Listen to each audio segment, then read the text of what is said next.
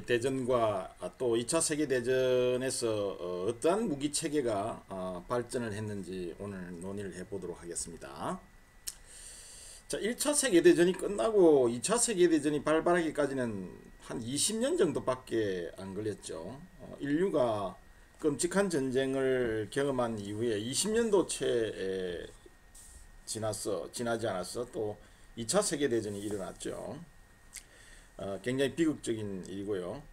자, 이 2차 세계대전은 독일과 일본을 대상으로 한 두 개의 분리된 전쟁으로 우리가 성격을 규정을 지을 수 있고요. 그리고 여기서 이제 독일과의 전쟁은 1차 세계대전의 연속선상에 있다 이렇게 볼 수가 있어요. 그리고 이제 일본의 전쟁 목표는 극동에서 일본의 주도권을 확립하는 것이었고요. 우리가 이제 클라우제비츠가 이야기한 것처럼 전쟁은 다른 수단에 의한 정치의 연속이다 이런 말을 클라우제비츠가 했죠. 그래서 이 클라우제비츠의 명언대로 전쟁이라는 것은 역시 정치의 한 수단이고요.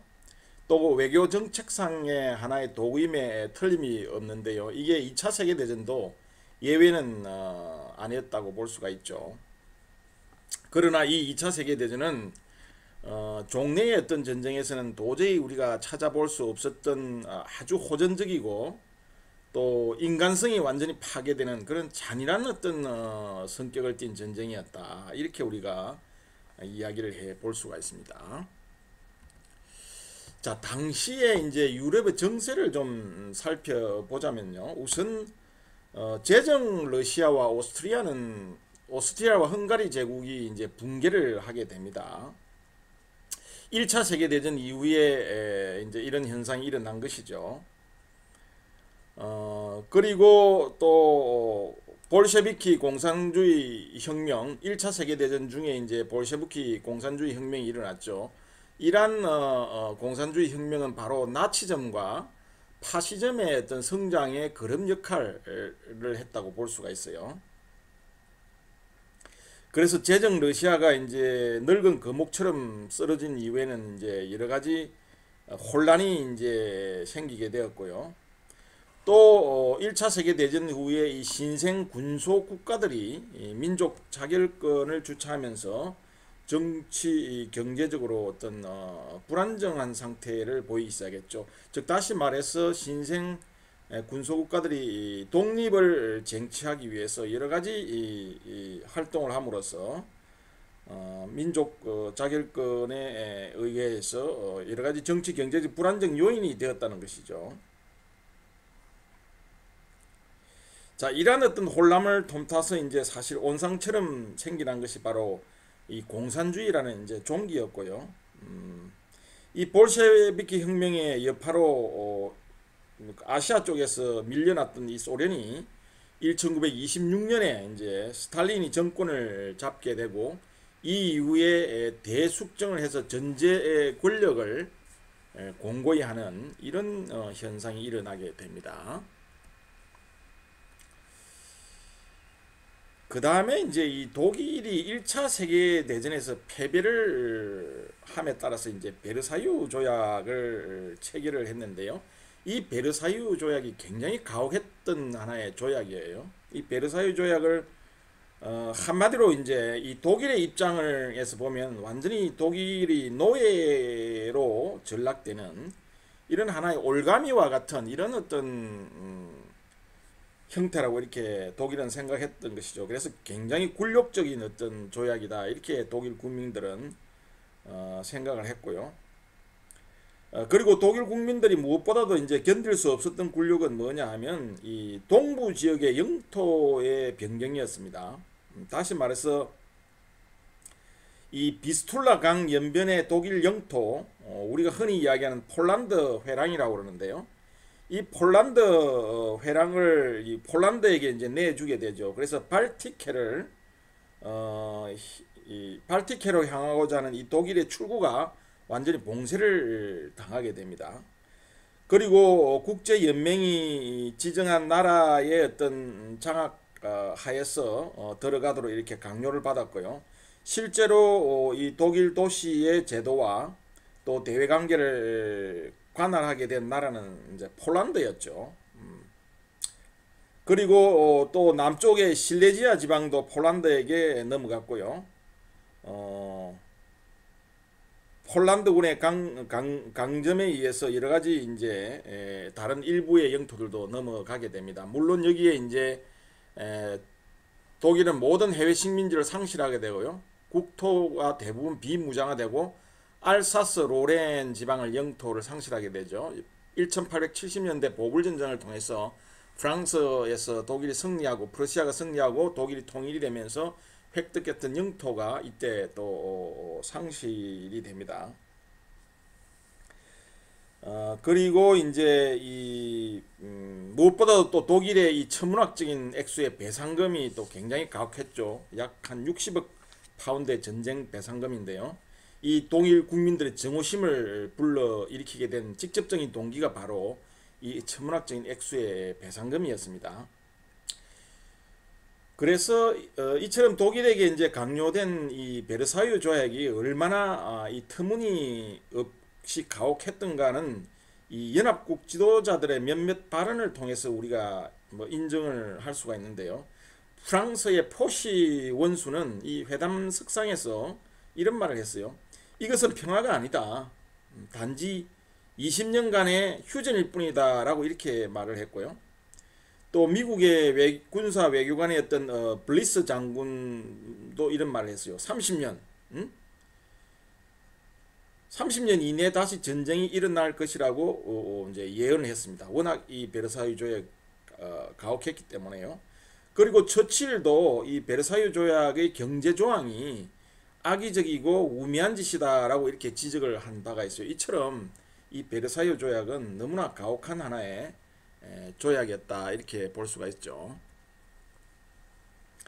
자, 그 다음에 이제 이런 와중에서 이제 1차 세계대전 후에 유럽이 그나마 이제 안정을 좀 이렇게 가질 수 있었던 것으로 기대되었던 두 가지 하나의 힘이 있었는데요. 그게 첫 번째는 이제 국제 연맹이었고요.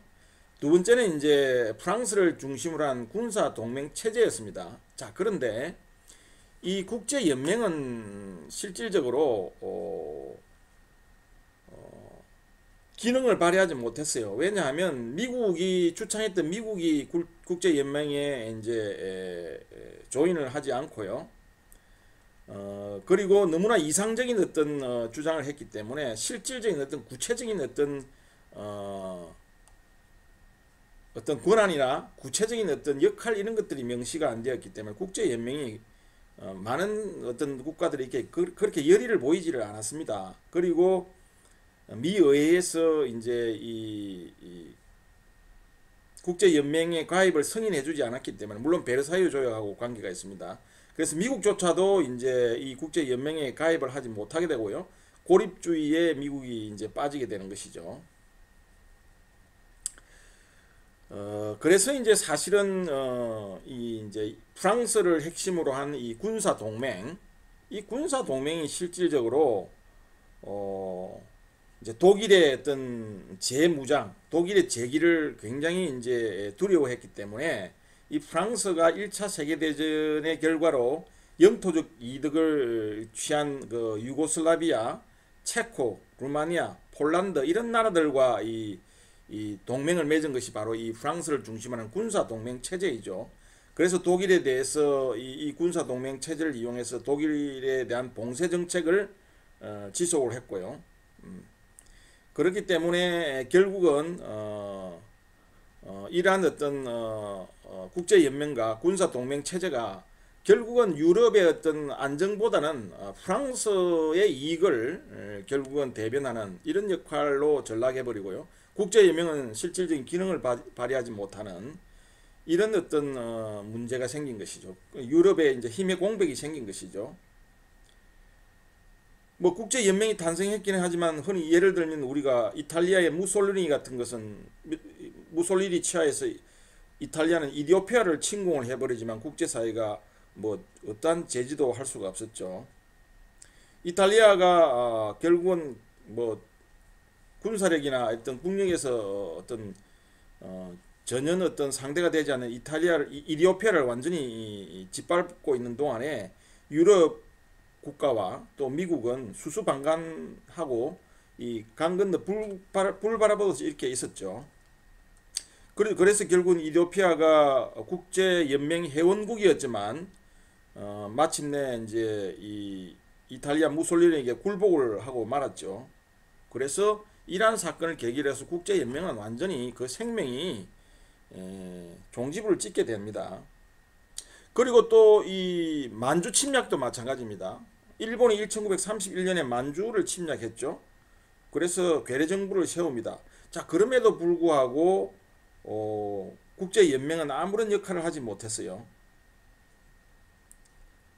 그래서 속수무책으로 바라만 보았고요. 또 국제연맹의 어떤 처벌 조항이나 이런 어떤 것들이 이제 없었기 때문에 결국은 일본의 만주 침략을 그대로 방관할 수밖에 없었던 것이죠. 그래서 결국은 이 일본이 전쟁광이 되어버린 이 일본, 이탈리아, 독일 이런 전체주의자들에게 이러한 어떤 국제연맹이나 이런 집단 안보의 개념은 완전히 메아리 없는 함성에 불과했던 것이죠.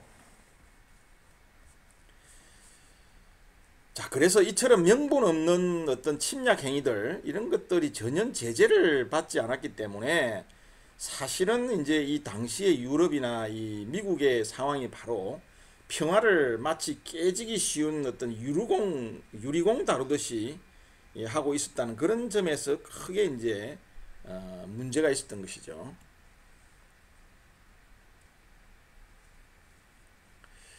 자, 그 다음에 이제 동아시아 정세를 당시에 보면 일본은요, 당시에 청일 전쟁과 러일 전쟁에서 승리함으로 인해 가지고 그리고 이어서 또 1910년에는 한국을 강제 병합을 하죠. 불행한 역사이죠.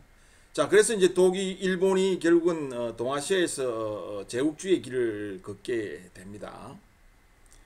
그리고 또한 1차 세계대전에서 명목상으로만 참여했던 요 일본이 이제 독일의 세력군이었던 산동반도와 그리고 그 캐롤라인 제도, 마샬 군도 그리고 괌을 제외한 마리아나 군도 등에 대해서 이제 이 일본이 다 점령을 하면서 위임 통치권을 획득을 하게 됩니다. 자, 그러나 이제 미국과 영국은 일본의 이러한 팽창 야욕을 굉장히 우려했죠. 그래서 1921년에 이제 워싱턴에 모여서 중국의 영토적 존엄성을 이제 확인한다는 명분을 내세워서 일본으로 이제 하여금 이 산동반도로부터 철수하도록 압력을 가했죠. 자, 그래서 일본이 이러한 압력에 이제 굴복을 하고 또 워싱턴 해군 군축 협정에서 이 미국, 영국, 일본의 주력한 비율을 5대 3으로 규정하는 안에 승복을 했습니다. 자, 이렇게 승복한 것은 일본 내에 군벌 세력의 견제를 가했던 자유주의적 정권에 등장했기 때문에 이러한 것들이 가능했었던 것이죠. 자, 그런데 이제 일본은 육군을 중심으로 한 군벌 세력이 결국은 1920년대 말부터 전 세계를 휩쓴 이 대공황으로 말미암아서 일본 내의 경제적 불안과 또 사회적 동료의 편성을 했고요. 1931년 이 만주사변을 계기로 해서 일본 군벌이 정권을 장악하는 데 성공을 합니다. 그래서 만주국을 수립하게 되죠. 당시 이제 일본의 관할 하에 있었던 이 만주 하르빈 이 철도 폭파 사건에서 비롯된 것이고요. 그래서 결국은 또 그 이어서 1937년 중일 전쟁에서도 일본이 승리를 하게 됩니다. 중일 전쟁에도 승리를 하게 되고요. 이 중일 전쟁에서 일본의 승리는 결국 태평양 전쟁의 어떤 시발점이었고요. 실질적인 제2차 세계대전의 시작이다, 이렇게 우리가 이야기를 할 수가 있어요. 이 당시에 이제 사실 중국은 이제 장개석의 중국 중앙정부는 초기에 내란으로 분열된 중국을 단일화 하는데 급급했고요. 또 일본의 이러한 침략 행위에 이렇다 할 어떤 조직적 저항을 할 수는 없었죠. 그래서 점차 이 군비를 정비해 가면서 일본의 어떤 힘이 강력해지기 시작합니다. 그래서 일본과 중국 간에 이제 긴장이 팽배하게 돼서 일촉즉발의 이제 상태가 되었는데, 마침내 이제 일본이 무력을 사용하기로 결정을 해서 결국은 중일 전쟁을 일으켜서 중국을 손에 넣고요. 이러한 것이 하나의 태평양 전쟁의 시발점이자 또한 2차 세계대전의 시작이라고 우리가 할 수가 있습니다. 자, 우리가 지금까지 이제 당시의 유럽과 일본, 동아시아의 상황을 쭉 이렇게 살펴봤는데요. 결국 당시에 이 유럽과 이 극동을 포함한 이 세계적인 상황은요, 한마디로 미국의 이 아이솔레이셔니즘, 즉 미국의 고립주의, 그리고 영국의 평화주의, 그리고 프랑스의 패배주의, 그리고 소련과 일본의 팽창주의, 이러한 것들이 막 뒤얽힌 어떤 하나의 일대 파노라마였다, 이렇게 이야기할 수 있죠. 자, 이런 그늘에서 독일은 은밀한 복수의 칼날을 갈고 있었죠. 이 칼이 바로 이제 히틀러라는 광인에게 이제 넘어간 게 된 것이죠. 그래서 서구 문명은 갈갈이 이제 찢길 운명에 놓이게 됩니다. 또 뭐 이와 마찬가지로 극동의 이단자 일본도 비록 한 개인의 어떤 전체주의적 욕망은 아니었지만, 역시 마찬가지로 또 소수의 전체주의자들에 의해서 이 동양의 아주 평화로운 이 고요한 하늘에 먹구름을 몰고 왔고요. 또 이렇게 함으로써 전 세계 인류는 다시 한번 세계대전에 뜨거운 어떤 불길에 휩싸이게 되는 것이죠. 자, 우리가 2차 세계대전을 이야기할 때 폰 젝터의 비밀 재군비를 빼놓고 이야기할 수가 없죠. 자, 우리가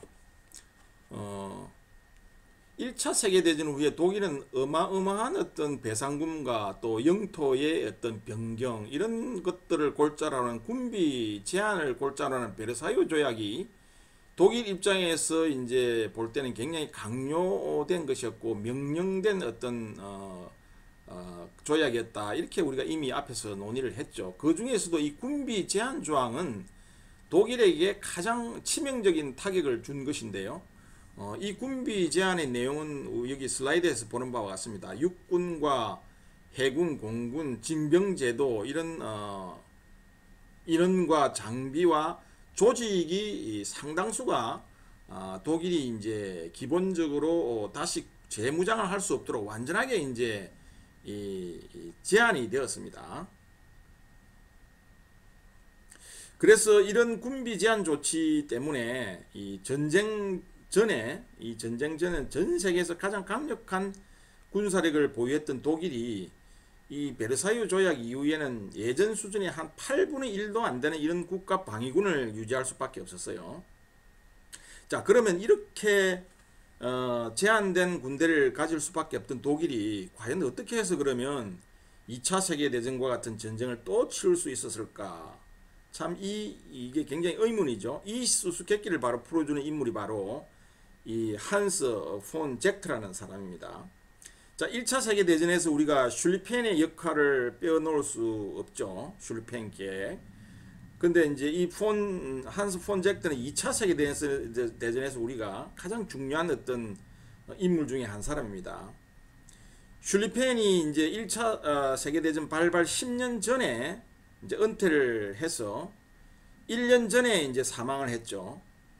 또 이 공교롭게도 이 젝트는요, 2차 세계대전이 발발하기 10년 전에 은퇴를 해서, 슐리펜과 마찬가지로요, 10년 전에 은퇴를 해서 3년 전에 이제 사망을 하게 됩니다. 자, 이러한 것들도 역시 역사의 어떤 아이러니다, 이렇게 우리가 이야기하지 않을 수 없죠. 어쨌든 이 폰 젝트는 1차 대전 결과 완전히 붕괴되어 버린 이 독일군을 재건하는 데 온갖 정력을 다 기울여서 1933년 이후에 실시된 이 경이적인 군비 확장을 가능하게 어떤 토대를 마련을 했고요. 또 나아가서는 이 군대 역사상, 독일 군대 역사상 굉장히 귀중한 어떤 사상적 기여를 했던 인물이 바로 이 폰 젝터라는 인물입니다.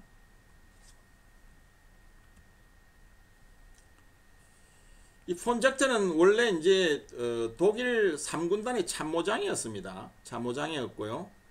1차 세계대전에 참여를 해서 동부전선에서 싸웠고요.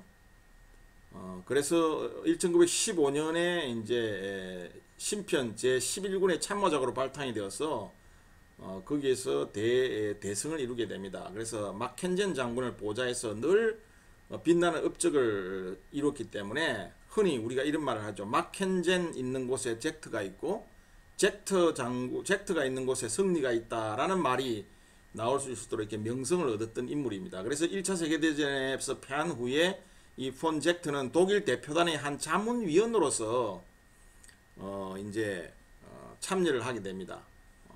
강화조에 참여를 하게 되죠. 파리 강화회에 참석해서 이제 이 당시에 그 굴욕감을 어떻게 누를 수가 없어서 이 울분을 참을 수가 없었죠. 이때부터 이제 폰 젝터의 마음속에는 이 군비 제한 조치를 역이용해서 새로 재무장을 할 수 있는 방안을 이때부터 모색하기 시작합니다. 그렇게 해서 이제 이 젝터가 여러 이제 역사 속에서 교훈을 찾아내는 것이죠. 그래서 이 샤른 호르스트가 나폴레옹의 눈을 피해서 어떻게 프러시아 군대를 육성했는가를 면밀히 이제 검토하기 시작합니다. 그러던 중에 이제 마침내 1920년에 이제 독일 국방군의 참모 총장으로 발탁이 됩니다. 폰 젝터가. 그래서 재군비 작업을 실천에 옮길 수 있는 계기를 마련하게 되죠. 그래서 젝터는 6년간 독일 국방군의 참모 총장으로 있으면서 이 군비 계획을 비밀리에 추진을 하게 되는데요. 이때에 이 폰 젝터를 적극적으로 밀어준 사람이 바로 국방장관의 어떤 오토 게벌러라는 사람이었어요. 이 폰 젝터가 참모총장 기간 동안에 국방장관을 같이 했죠. 자, 그래서 이 젝터가 이룩한 업적을 몇 가지 우리가 꼽아보자면요. 우선 이 국가방위군을 이중의 목적을 가진 이 정예 간부를 양성을 했다는 것입니다. 다시 말해서 장차 군대가 확장이 될 때에 이 모든 사병들은 하사관의 역할을, 부사관의 역할을, 또 부사관의 대부분은 이 초급 장교의 임무를 담당을 하고요. 그리고 모든 장교는 대부대의 지휘를 능숙하게 할 수 있는 이런 고급 지휘관이 될 수 있도록 엘리트 군대를 육성했던 것이죠. 그 다음에 두 번째 업적은요, 새로운 전략 이론을 제공했다는 점입니다. 자, 1차 세계대전 이후에요. 1차 세계대전 이후에 연합국의 정치 군사 지도자들은 승리의 안도감에 빠져서 방어전의 원리에만 집착을 하고 있을 때 이 젝터를 비롯한 이 독일군의 이 지도자들은 패전의 원인을 면밀하게 분석을 합니다. 그리고 새로운 전략 이론을 도출하는데 전력을 기울이죠. 자, 이런 독일의 지도자들이 전쟁에서의 승리가 결국은 공격에 의해서만 쟁취될 수 있다는 이 공격 전략의 우위성을 강조를 했는데요. 공격을 성공적으로 수행하기 위해서는 질적으로 우수하고 또 고도로 기동화된 어떤 소규모 단위의 정예부대가 필요하다는 것을 절실하게 이제 깨닫게 됩니다. 그래서 1924년에 이 브라우히츠 중령 같은 사람은 차량화 부대, 그리고 항공기의 협동작전 가능성을 검토하는 기동연습을 실시를 했고요. 또 구데리안 대위, 당시에 구데리안 대위는 이 전차부대의 전술적 운용에 대한 연구를 진행을 했습니다. 그리고 퓰러나 JFC 퓰러나 리델 하트 이런 사람 등에 의해서 이론적 기초가 마련이 되었고요. 이 구데리안에 의해서 완성된 이 기계화 부대의 전격전 이론, 기계화 부대가 전격전 이론이 1921년 이 폰젝터가 이 독일군 재건에 관한 기본 사상을 발표한 이후에 더욱 이 전격전 이론이 발전을 하게 됩니다. 그 다음에 이제 제트 업적 가운데 세 번째로 이제 우리가 이야기하는 게 이게 비밀리에 재군비 활동을 한 겁니다. 이 다양하고 복잡한 각종의 비밀 재군비 활동이죠. 좀 구체적으로 이야기하자면요. 우선 가장 중요하게 생각되었던 샤론 호르스트 이래 이 군의 중추 신경 역할을 맡아왔고요. 또 베르사유 조약에 의해서 이제 총참모부를 설치하는 게 이제 금지가 당했죠. 이런 것을 어떻게 젝트는 살리느냐, 여하에 존속시키느냐 하는 이런 문제가 굉장히 중요한 문제였어요. 그래서 젝트는 총참모부의 제방 기능을 정부 각 부처에 이관을 하게 됩니다. 그러니까 군대를 그런 총참모부를 보유하지 못하도록 제한을 받으니까 몰래 정부 부처에 군사 조직을 심어 놓는 것이죠. 그 정부 부처 안에서 은밀하게 임무를 계속할 수 군의 임무를 계속할 수 총참모부의 임무를 계속할 수 있게 만드는 것이죠. 뭐 다시 말해서 몇 가지 업무는요. 국방성 내의 군무부에서 하고 또 문서 보관이나 전사 연구는 국가문서실 그리고 지역 연구는 뭐 내무성에 그리고 군철도 관리는 교통성에서 이렇게 뭐 담당하는 이런 형식이었죠. 그리고 정보 업무의 일부는 외무성에 이제 이관을 시키고요.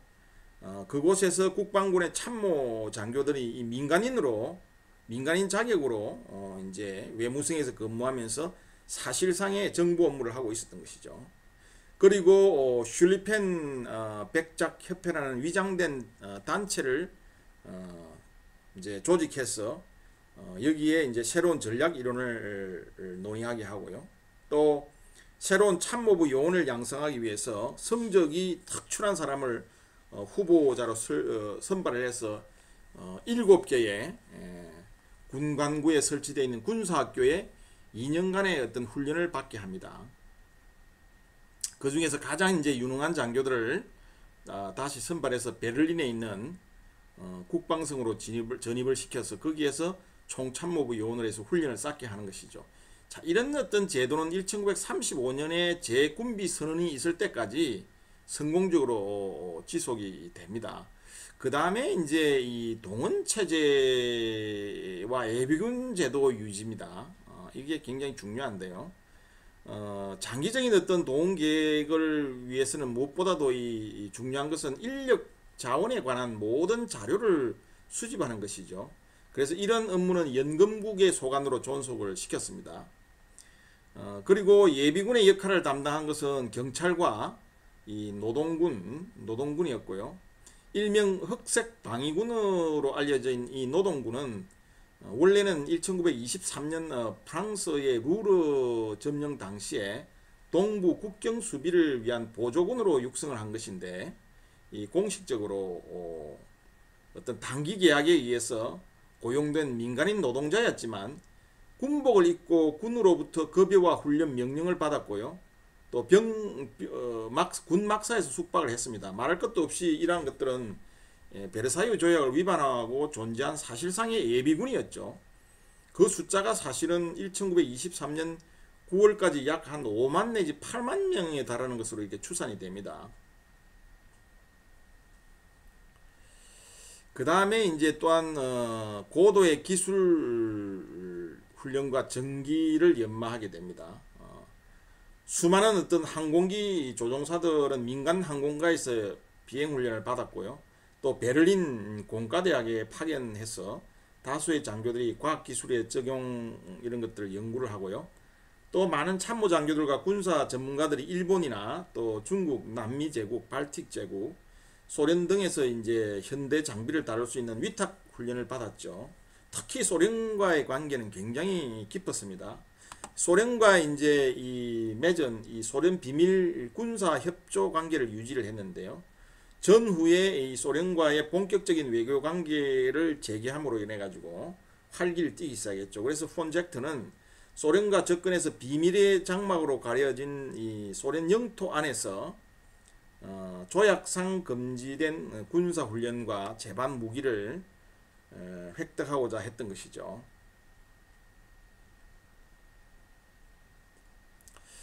그 다음에 또 중요한 것은요, 경제 동원 체제 구축입니다. 이 젝트는 또 군의 보급과 국가 경제 동원에 이제 여러 가지 신경을 썼는데요. 이 장기적이고 대규모의 어떤 경제 동원 체제를 갖추기 위해서 이제 1924년에 국방선 내에 동원국이라는 비밀 특별국을 설치를 합니다. 자, 이 비밀 특별국에서는 일종의 경제 담당 참모본부의 역할을 이제 맡았고요. 국내뿐만 아니라 이 오스트리아나 스위스, 스웨덴, 스페인, 네덜란드 그리고 이탈리아 등까지 손을 뻗쳐서 이제 여러 산업체와 협조를 모색하는 임무를 수행한 것이죠. 자, 지금까지 이제 젝트의 어떤 업적을 이야기했는데요. 그렇다면 뭐 젝트가 모든 것을 다 잘했느냐, 그것은 아니에요. 여러 가지 또 과오도 많이 범했습니다. 첫 번째는 이 군의 이 젝트의 과오 중에 가장 치명적인 것은요, 군의 재건 과정에서 이 사회적 가치를 올바르게 수행할 수 있는 군대 양성에 실패했다는 것이죠.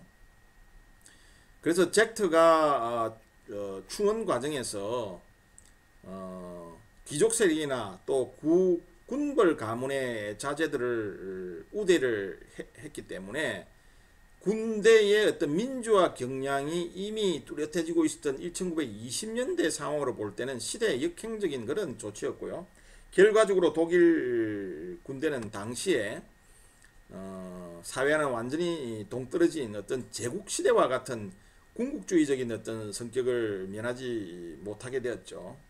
결국은 국가 안에 또 하나의 어떤 국가를 형성하게 되고요. 훗날 이 독일 군부가 나치즘의 칼날로 전락하는 이런 중요한 이유 중에 하나가 바로 이러한 것이었죠. 이러한 것은 젝트의 치명적인 어떤 과오라고 우리가 할 수 있고요. 두 번째는 군사 교육에서 너무 기술적인 어떤 합리성만 강조를 했기 때문에 이 독일 군 지도자들이 역사나 정치에 대한 어떤 포괄적인 안목이 결여되었다는 것이죠. 자, 이러한 것들은요, 군의 기능적인 어떤 필요성만을 강조를 했기 때문에 군의 사회적 필요성을 등한시했다는 점에서 굉장히 중요한 어떤 의미가 있는 것이죠. 그래서 결국은 굉장히 융통성이 부족하고 결핍이 됐다는 것을 우리가 알 수 있는 것이죠.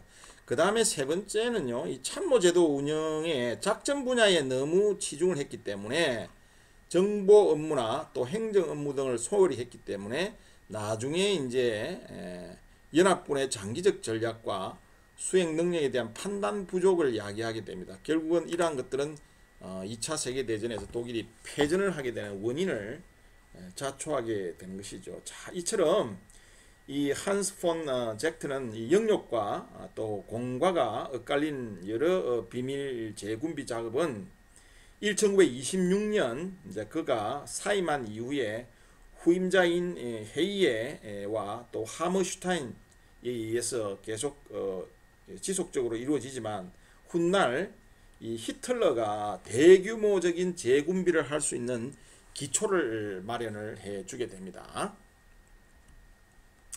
자, 이제 히틀러라는 인물이 등장을 하죠. 우리가 독일과의 전쟁을 특히 히틀러의 전쟁이라고 부릅니다. 부르는 이제 역사가들도 있죠. 사실 이 히틀러라는 인물 없이는 독일이 2차 세계대전을 벌일 수 없었을지도 모릅니다. 이 전쟁의 원인이 이제 사실은 뭐 그렇게 우리가 단순하게 설명할 수는 없지만 한 가지 이제 확실한 것은 이 전쟁의 원인이 되는 불씨들 위해서 기름을 부은 사람이 바로 이 히틀러라는 것이죠. 자, 그래 히틀러가 정권을 잡기까지의 여러 가지 이제 여정이 있었죠. 그리고 정권을 잡은 후에 이 히틀러가 점점 전쟁의 문을 향해서 다가간 1년의 이제 교활하고도 또 치밀하고 대담한 정책 과정은 우리가 바로 2차 세계대전의 서막을 여는 하나의 과정이었다고 할 수가 있겠죠.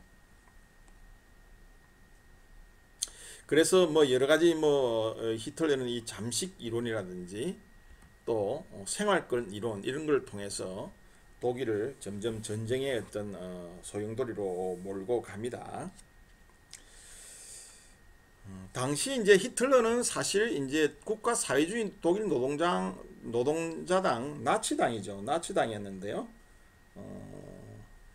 국민 그러니까 1922년에 히틀러는 당시에 이 국민사회당 국가사회주의 독일 노동자당 국민사회당이 굉장히 그 조그마한 정당이었어요. 미미한 군소 정당이었는데요. 1923년에 이제 폭력에 의해서 정권을 탈취할 목적으로 이 민회에서 폭동을 일으켰지만 이제 실패를 하죠. 그리고 1925년까지 감옥 생활을 합니다. 히틀러가. 그리고 루덴도르프 장군을 등에 업고 이제 결행했던 이 미넨 폭동이 바로 이 나치즘의 실질적인 발단이었던 것이죠. 그래서 그는 옥중에서 나의 투쟁이라는 책을 쓰게 되죠. 그래서 장차 자기가 실천하게 될 모든 과업을 이 나의 투쟁이라는 책 속에 기록을 하게 됩니다. 자, 이 히틀러는 폭동에 의해서 정권을 탈취하려는 이런 기도가 위험천만하고 경거망동한 행동이라는 것을 이제 인식하게 되고요. 그 이유로는 폭력보다는 조직을 통해서 보다 합법적인 운동으로 정권을 장악하고자 결심을 합니다. 자, 이때부터 나치는 모든 정치 활동에 있어서 표면상 합법을 표명했고요. 다만 가장 강력한 적이면서도 또 모든 정당이 공동의 적으로 여기고 있었던 공산당에 대해서만은 무자비한 테러를 감행하면서 차츰 세력을 뻗어나가기 시작합니다. 그래서 이 당시에 이제 독일 국민을 심리적으로 유혹했던 두 개 사이비 이론이 있었는데요. 이게 이제 이 배우로부터의 중상 이론이라는 것이 있고요. 그 다음에 이제 또 하나의 사이비 이론이 생활권 이론이었는데요. 이러한 어떤 두 개의 사이비 이론을 잘 이용을 해서 독일 국민들을 선동을 하게 되죠. 그래서 독일 국민들은 마침내 이 나치당에 그들의 운명을 맡기게 됩니다. 전년까지 12석의 소수 정당에 불과했던 나치당이 1932년 7월 선거에서 무려 1400만 표를 획득을 하게 됩니다. 그래서 독일 의회의 제1당이 나치당이 1당이 됩니다. 그래서 당수가 히틀러가 되고요. 1933년 1월 힌덴부르크 대통령이 결국은 이 히틀러를 독일 수상에 임명을 하게 됩니다.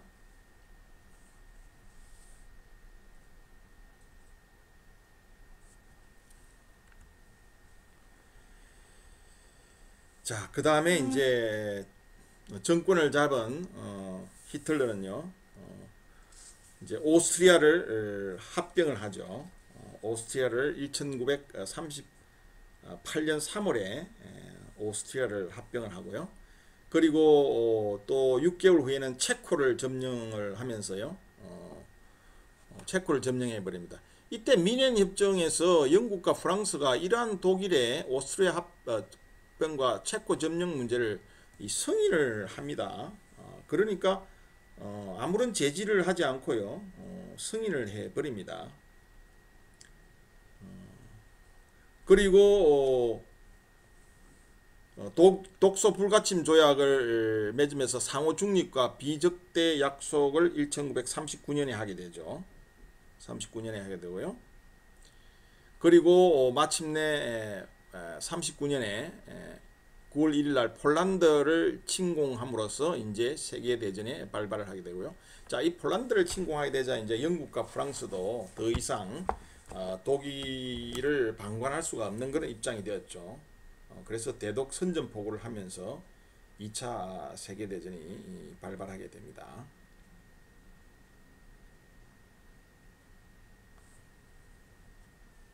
자, 다음은 전격전에 대해서 좀 알아볼까요? 우리가 전격전이라는 것은 2차 세계대전의 어떤 개전기에 독일이 수행한 공격작전에서 유래하는 것인데요. 이 전격전의 개념은 한계가 어떤 명확하게 규정이 된 학술적 개념은 아니고요. 일반적으로 우리가 사용하는 용어라고 할 수 있습니다. 그래서 이 전격전의 개념이라는 것은 전혀 새로운 어떤 무기, 장비, 기동수단, 전술 등을 도입해서 기습을 달성함으로써 압도적 승리가 확실해질 때 이러한 것을 우리가 전격전이다 이렇게 부를 수가 있어요. 자, 이러한 전격전이 과연 어떠한 역사적 배경과 교훈으로부터 도출된 것인가 이렇게 보면요. 우리가 1차 세계 보통 1차 세계대전 중에 출현한 이 신무기 가운데에서요. 가장 특이한 존재가 바로 항공기와 전차죠. 항공기는 1차 세계대전 말기에 등장해서 처음에는 최초에는 이제 정찰이나 연락 또는 뭐 지휘 및 관측 용도로 이제 사용되기 시작했고요. 차츰 지상 전투를 근접 지원하는 방향으로 관심을 이제 돌리게 되었고요. 그리고 결정적 무기로 개발되기 전에 이제 사실은 1차 전쟁이 1차 세계대전이 끝나고 말죠. 자, 그렇지만 이 장애물에 별다른 구애를 받지 않고 신속하게 어떤 적의 인구 집결지나 또 산업 군사시설 이런 데 위협을 가할 수 있다는 점에서 많은 군사 전문가들은 깊은 인상을 간직하게 됩니다. 그래서 이탈리아의 두해, 미국의 미첼, 그리고 세베르스키 등을 중심으로 해서 항공 전략 이론이 대두되기 시작을 합니다. 자, 이 사람들의 주장은요, 한마디로 항공기가 장차 전쟁을 획기적으로 변화시킨다는 것이고요. 그리고 제공권을 장악하는 쪽이 결국은 전쟁에서 승리할 수 있다라는 주장으로 우리가 요약을 해 볼 수가 있습니다. 그 다음에 이제 또 하나의 무기가 전차죠. 이 전차는 최초에 이제 우리가 앞에 1차 세계대전에서 우리가 많은 논의가 이루어졌지만 이 전차라는 것은 1차 세계대전 기간 중에 1917년 깡브레하고 아미엥 전투에서 집단적으로 사용이 되기 시작했죠. 최초로 전차가 출현한 전투는 이제 손모 전투였는데요. 이게 이때 497대의 대규모의 전차를 운용을 한 전투는 바로 본격적으로 운용한 전투는 바로 이 깡브레하고 아미엥 전투였습니다. 이 당시에 이제 전차는 후속 지원 수단이 없었고요. 그리고 기계적 결함, 당시 속도가 뭐 그렇게 빠르지 않았기 때문에 여러 가지 어떤 전차의 결함이 많았었죠. 그렇기 때문에 연합국 측에서는 뭐 더 이상 별다른 관심을 보이지 않았지만 당시에 1차 세계대전 당시에 그러나 독일군은 일대 충격을 받았죠. 그래서 전차의 기능을 굉장히 중요시하게 생각을 합니다. 그 때문에 이제 1차 세계대전이 끝나고 독일군은 영국의 리델 하트나 퓰러 같은 군사 이론가들이 전차의 중요성을 강조하는 것에 대해서 독일 군들은 굉장히 그것을 관심 깊게 바라다 보면서 그 가치, 전차의 가치를 굉장히 중요시하게 생각하고요. 깊은 관심을 오히려 독일 측에서 갖게 됩니다. 그래서 이 제시 퓰러의 이론에 의하면요, 장차 전쟁에서는 전차를 공격 무기로 먼저 사용하는 편이 대승리를 거둘 것이다. 그리고 전차 부대를 독립시켜서 집중 사용하는 방안을 마련해야 된다. 동시에 현대전의 속도에 적응할 수 있도록 보병의 기동력을 획기적으로 향상시켜야 하고요. 군의 전반적인 기계화를 주장한 사람이 바로 이 제시 퓰러예요. 오늘날의 현대전의 어떤 기갑부대 운용에 대한 개념을 이 사람이 정립한 것이죠. 이러한 어떤 군사 이론가, 영국의 군사 이론가들의 사상을 독일군들은 그대로 그것을 영향을 받게 됩니다. 그래서 1차 세계대전의 패인을 분석하고 연구하면서 이러한 어떤 영국 군사 이론가들의 퓰러 같은 이론가들의 어떤 이론이 결정적인 독일에게 도움을 주게 되는 것이죠. 이 독일은 1918년 루덴도르프 대공세 시에, 즉 1차 세대전 때 루덴도르프 공세 시에서 후티어 전술을 사용해 가지고요. 후티어 전술을 사용해서 이제 상당히 돌파에 성공을 할 수는 있었지만 결국은 돌파구 확장이나 전과 확대에서 실패를 했기 때문에 궁극적으로 이제 전투에서 승리할 수 없다는 결론을 도출하게 됩니다. 그래서 결국은 공격부대 화력이나 기동력, 수송력이 부족했기 때문에 전쟁에서 졌다, 이렇게 분석이 된 것이죠. 왜냐하면요, 이 공격부대의 기동력이 부족했기 때문에 그 사이에 연합군은 뭐 철도나 또 차량을 이용해서 신속하게 예비대를 이동을 시켰어요. 그렇기 때문에 독일보다 우세한 병력을 돌파구 전면에 직결을 시켰기 때문에 결국은 이 독일은 수송력의 부족 때문에 예비대를 정원하거나 또 충분한 보급 지원이 불가능하게 되었기 때문에 공격부대의 전투력이 급속하게 약화가 되었고요. 또 포병이 신속하게 진격하는 이 보병들을 따라갈 수 없었기 때문에 결국은 후속해서 지원 화력을 제공하지 못함으로써 전장을 제압을 할 수가 없었던 것이죠. 그래서 이제 독일군들은 이러한 어떤 문제점들을 해결하기 위해서 기동력의 부족은 공격 부대를 기동화하고요.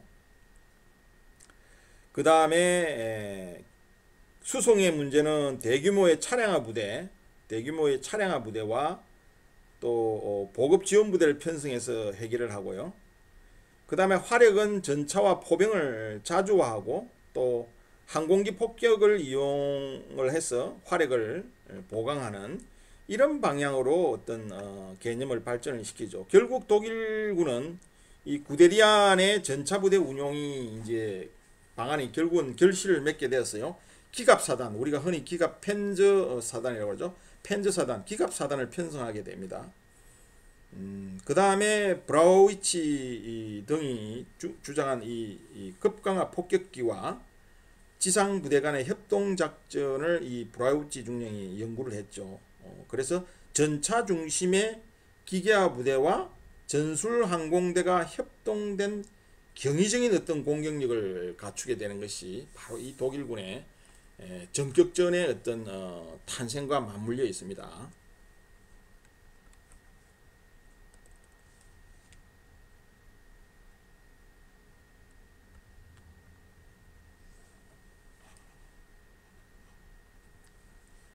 자, 그래서 이제 이 전격전은 다시 요약을 하자면 구데리안의 전차부대 운용 방안과 브라우히치의 급강화 폭격기 스투카죠.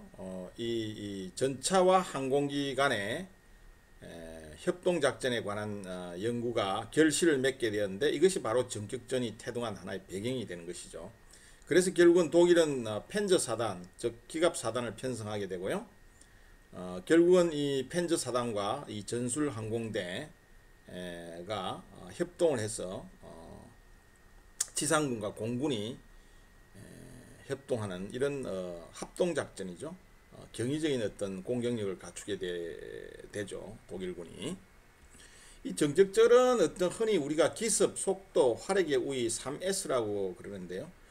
적에게 심리적인 충격을 가해서 전의를 상실하게 하는 것이고요. 기계화 부대는 중심 공격, 즉 적의 후방 깊숙이 공격을 함으로써 적이 후퇴할 수 있는 퇴로를 차단하고요. 재편성할 여유를 박탈하는 것이죠. 그리고 전차포와 자주포, 급강화 폭격기 등에 의해서 압도적인 지원 화력을 통해서 화력의 우세를 달성하는 것이고요. 그래서 이 전격전의 특징은 적을 섬멸하는 것이 아니라 적을 완전히 마비시키는 것이죠. 심리적으로 마비시키는 것이죠.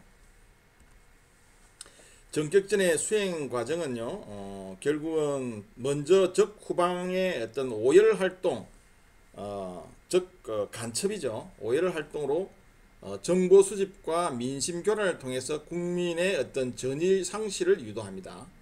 그 다음에 적 공군력을 분쇄하면서 제공권을 장악하게 되고요.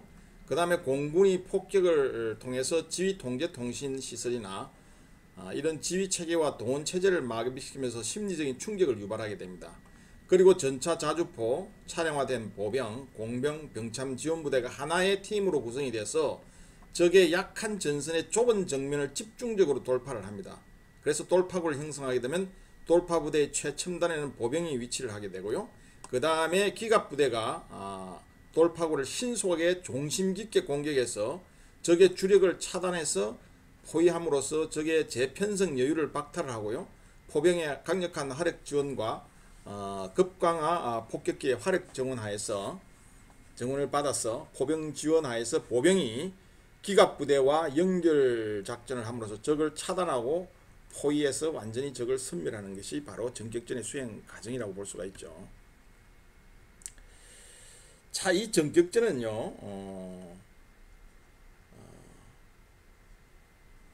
이 전격전이 내포하고 있는 어떤 전사상의 의의는요, 1차 세계대전 후에 이 방어제일주의 사상으로 인해서 일시에 침체되었던 이 전술교리에 새로운 활력을 불어넣게 되는데요. 바로 공격이 전장의 왕자임을 재확인시켜 주었다는 점이죠. 즉 공격제일주의 사상으로 전환이 되는 것이죠.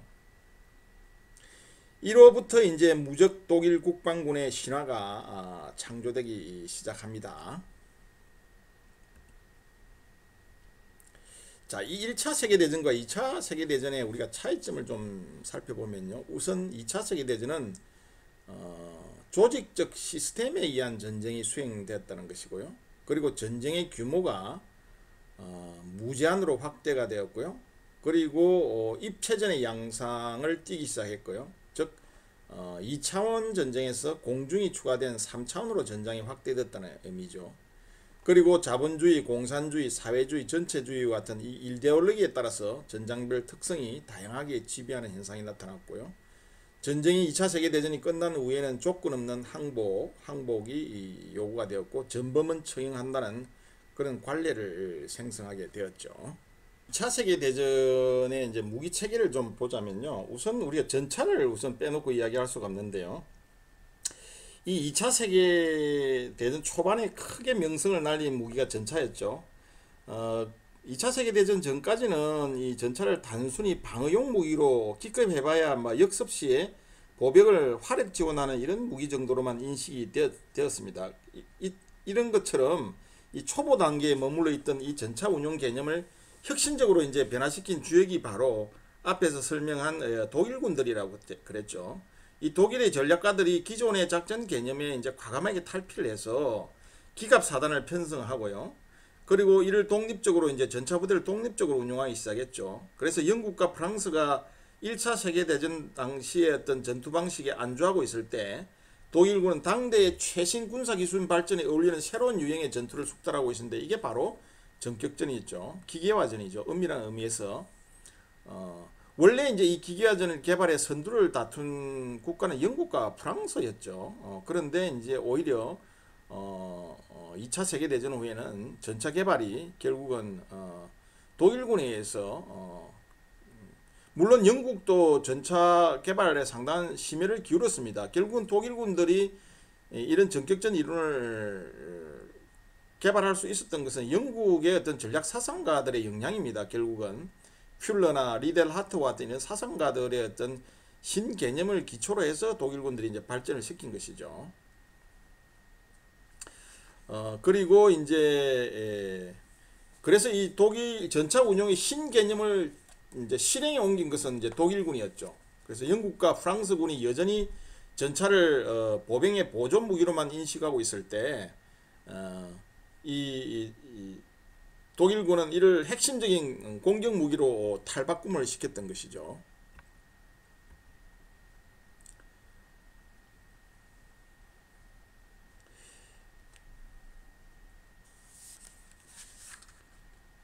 이게 이제 독일의 현대전차의 시조인 펜저 3고요. 미국의 현대전차 시조인 M4 셔먼이고요. 우리 한국 현대전차 시조죠. 그리고 독소전쟁에서 이제 독일의 펜저 4 전차의 모습이고요. 그리고 요것은 T-34 전차, 독소 전쟁에서 사상 최대 전차전이 이제 쿠르스크 전투 1943년에 이때 활약했던 소련의 T-34 계열의 전차입니다. 는요 1차 세계대전 때는 이제 주로 독일군의 이제 주력이 이게 1차 세계대전 당시에 독일의 150mm 곡사포가 주 곡사포 210mm였어요. 그 다음에 이제 프랑스는 75mm 평사포였죠. 1차 세계대전 때. 이 이후에 이제 소련이 이제 152mm를 개발을 하면서 연합국 측에서도 이제 2차 세계대전 이후에 유럽에서는 155mm 곡사포를 개발하게 됩니다. 그래서 주로 오늘날에는 이제 이런 152mm급 곡사포가 개발돼서 운용을 2차 세계대전 이후에는 주로 이제 사용이 되었죠.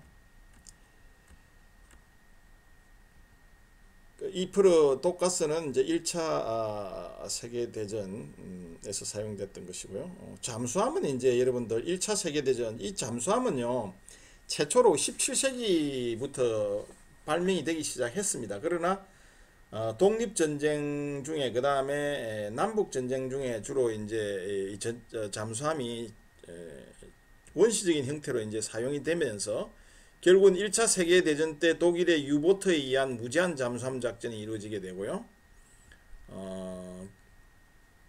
잠수함 작전이 이루어지게 되고 오늘날에 이제 이러한 잠수함이 점점점 이제 중형 잠수함으로 발전을 하면서 결국은 원자력 잠수함까지 이렇게 다시 핵 추진 방식의 어떤 잠수함으로까지 발전을 하게 되죠. 자, 항공모함은 이제 최초의 항공모함은 39년에 이 퓨리어스라는 순양함을 이제 개조한 것이 최초의 항공모함이었고요. 그 다음에 항공모함으로 설계된 최초의 항공모함은 흐미즈예요. 개조된 것이 아니고요. 그 다음에 이제 일본의 진주만을 긴습하면서 미드헤웨이 해전에서 미국의 엔터프라이즈죠. 다행히 진주만을 일본이 기습을 했을 때 미국의 항모들은 그 현장에 없었기 때문에 피해를 입지 않았습니다. 그래서 결국은 이 미드웨이 해전을 통해서 완전히 일본의 항모들을 다 격침을 할 수 있었죠. 그리고 이 미국은 미드웨이 진주만 기습을 당한 이후에 도쿄에 대한 어떤 일본 도쿄에 대해서 공습을 감행하는데요. 이때 미첼 B-25 미셸 이 미첼 중령이 인솔하는 편대가 둘리틀 중령이 인솔하는 이 편대죠. B-25 미첼 일 동원해서 도쿄를 공습을 하게 되면서 상당히 심리적인 충격을 주게 되는 대죠. 이 B-25입니다. 그 당시에 사용했던 B-25 미셸입니다. 미드웨이 해전에서 이제 일본의 아카키, 가가, 소류, 히류 이런 함대들을 항공모함들을 완전히 격침시킴으로써 전쟁의 완전 새로운 어떤 국면을 맞이하게 되죠. 그리고 이 돈틀리스 미 급강하 폭격기고요. 함재기입니다. 주로 항공모함에서 운용되던 미국의 급강하 폭격기고요. 그리고 일본의 당시에 미쓰비시사에서 제조한 함재기 제로센입니다. 상당히 성능이 좋았습니다. 이 항공기는 1차 세계대전 말기에 투입을 했지만 본격적으로는 이제 2차 세계대전에 이제 사용이 되었다고 앞에서 설명을 쭉 했죠. 그래서 이때 이제 급강하, 수직 급강하 폭격기입니다. 스투카죠. 독일의 스투카고요. 그리고 이제 여기는 독일의 메스 슈미터, 그러니까 스투카보다 훨씬 더 이제 좀 개량한 메스 슈미터고요. 영국의 스피파이어가 앞에 우리 독일의 메스 슈미터보다 훨씬 성능이 좋았어요. 그래서 제공권은 영국이 장악을 했죠. 그래서 공중전에서는 독일이 영국의 상대가 안 됐습니다. 성능이 좋은 스피파이어 덕분이죠. 그리고 무엇보다도 이 영국은 이 다우딩 체계라는 레이더를 이용한 방공망을 구축을 하고 있었어요. 독일은 이런 레이더를 경시했어요. 그래서 이 다우딩 체계는 뭐냐 그러면 앞에서 슬라이드에서 보는 처럼 이 관측병이 독일의 공습을 미리 이제 관측을 하게 되죠. 그러면 이것을 본부의 지휘소에 어떤 재원을 보내게 되면 지휘소에서는 이게 적의 공습이라는 것을 판단하게 되고 비행기를 출격을 시켜서 공중전을 하게 됩니다. 공중전을 하게 되면 결국은 영국의 스피파이어가 이 독일의 어떤 메서슈미트보다 훨씬 더 성능이 좋았기 때문에 공중전에서 완전히 독일 공군을 괴멸시키는 이런 어떤 효과를 발휘하게 했던 기본에는 바로 이 레이더, 다우딩 체계라는 레이더가 있었기 때문에 가능했던 것입니다.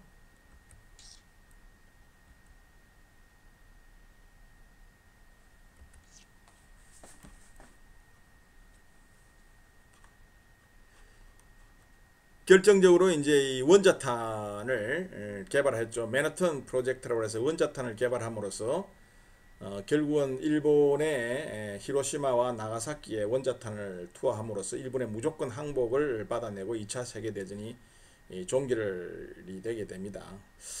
자, 이 2차 세계대전 후에 이제 인류는 평화가 다시